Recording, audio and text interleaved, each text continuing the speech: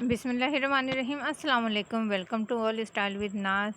तो आज की वीडियो में मैं इस पैनल वाली कुर्ती की कटिंग आपके साथ शेयर करूंगी और इसकी बहुत ही आसान सी कटिंग दिखाऊंगी आपको। आप भी इजीली घर में अपनी इसी तरह से पैनल वाली कुर्ती की कटिंग भी कर सकती हैं और डिज़ाइनिंग भी। तो चलें अब मैं आपको इसकी कटिंग दिखाती हूँ। ये देखें, ये इस तरीके से ये एम्ब्रॉयडरी नेक है और ये इस तरीके से हमारे पास ये लोन की एम्ब्रॉयडरी वाली प्रिंटेड कुर्ती है और इसमें डिज़ाइनर लुक किस तरीके से देना है तो उसके लिए आप इस फुल वीडियो को वॉच कीजिएगा। तो ये बॉर्डर से ऊपर वाले हिस्से को मैं यहाँ पे कटिंग करूँगी और कटिंग करके बॉर्डर को बिल्कुल अलग कर दूँगी। तो वो फ्रंट वाले हिस्से का बॉर्डर अलग कर दिया है और ये बैक वाला पार्ट है, इसको मैंने 2 फोल्ड में करके रख लिया है। तो सबसे पहले हमने बैक वाले पार्ट की कटिंग करनी है। तो जो आपकी मेजरमेंट है उस हिसाब से आपने मार्क करना है। तो मैं स्मॉल साइज़ की कुर्ती की कटिंग करूँगी। अगर आपकी भी स्मॉल साइज़ की कुर्ती है तो इसी मेजरमेंट को आप फॉलो कीजिएगा। तो शोल्डर में ले रही हूँ 7.5 इंच और आप जितना रखते हैं उस हिसाब से रखिएगा। तो 7.5 इंच मैंने शोल्डर की चौड़ाई ले ली है और आर्म होल भी मैं 7.5 इंच ही ले रही हूँ। इसी फार्मूले को फॉलो करते हुए आप किसी भी साइज़ में कुर्ती इजीली कटिंग कर सकती हैं। उसके बाद आपने ऐसे एक चौकोर सा खाना बना लेना है। अब मैं कमर की लेंथ ले रही हूँ 15 इंच। तो नॉर्मली मीडियम की भी इतनी ही होती है 15 इंच।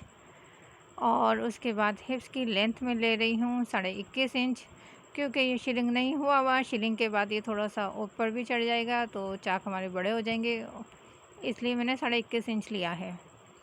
अब मैं चेस्ट ले रही हूँ 9 इंच। चेस्ट की चौड़ाई में रख रही हूँ 9 इंच और स्मॉल साइज़ की है तो मैंने 9 इंच ही रखा है। और कमर की चौड़ाई मैंने रखी है 8 इंच और आप अपने हिसाब से इस मेजरमेंट को कम ज़्यादा कर सकती हैं। अब हिप्स की जो चौड़ाई में रख रही हूँ वो रख रही हूँ 10 इंच। तो फिर आपने इन तीनों मार्क को इस तरीके से मिला देना है, हिप्स का कमर से, कमर का चेस्ट से, इस तरीके से मिला के। और एक्स्ट्रा कटिंग के लिए मैं 1 से 1.5 इंच के ऊपर ये अंदाजे से ही मार्क कर दिया मैंने। तो अब यहाँ से आर्म होल की गुलाई के लिए मैंने 1 इंच के ऊपर मार्क किया है और शेप देने के लिए मैं अब आपको दिखा रही हूँ। वैसे मैं अंदाजे से दे देती हूँ लेकिन आप इंची टेप रखें और जहाँ से ये हाफ़ आ रहा है यानी कि 7.5 का 3.25 आ रहा है वहाँ पे मार्क करके इस तरीके से आपने आर्म होल की गुलाई देनी है। और आधा इंच आपने ये ऊपर शोल्डर की शेप देनी है, यहाँ पे आधा इंच पे हम कटिंग करेंगे और शोल्डर की शेप भी जहाँ तक नेक की चौड़ाई आती है वहाँ तक शेप दी जाती है। तो अब मैं दामन की चौड़ाई ले रही हूँ, मैं ले रही हूँ 24 इंच, यानी कि ये 12 इंच है डबल में। अच्छा, दामन में अगर आपने चाक पट्टी लगानी है तो जितनी आपकी दामन की मेजरमेंट है तैयार, उस हिसाब ने आपने दोनों साइड से आधा आधा इंच दामन को बढ़ा के रखना है। और अगर दामन आपने वैसे ही सादे फोल्ड करने हैं फिर 1-1 इंच बढ़ा के रखना है। अब ये जो हमने दामन का निशान लगाया था इसको आपने ये जो हमने हिप्स का निशान लगाया उससे इस तरीके से आपने मिला देना है। तो ये इस तरीके से ये मार्क करने के बाद हमने इस मार्क के ऊपर कटिंग कर लेना है। आजकल ये पैनल वाली कुर्तियाँ चल रही हैं, लोन के सूटों में पैनल के ऊपर डिज़ाइनिंग होती है, तो इसीलिए मैंने सोचा आपके साथ ये शेयर कर दूँ।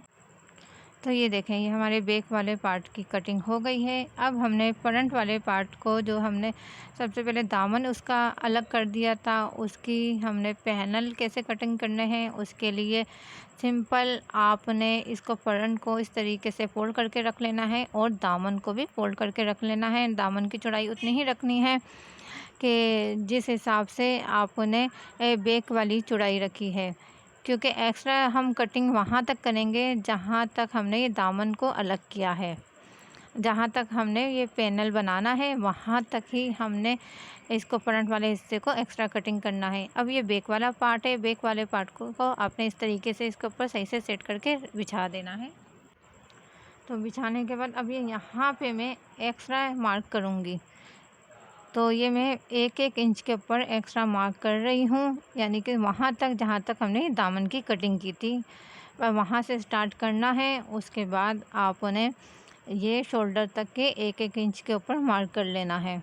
ये देखें, ये इस तरीके से 1-1 इंच मैंने एक्स्ट्रा मार्क कर लिया है। और एक्स्ट्रा मार्क इसलिए क्या है, जब हम पैनल फ्रंट का कटिंग करेंगे और उसमें डिज़ाइनिंग करेंगे तो दोनों तरफ से जॉइंट करते आधा-आधा इंच सिलाई में चला जाएगा, तो सिलने के बाद हमारा बैक के हिसाब से आ जाएगा।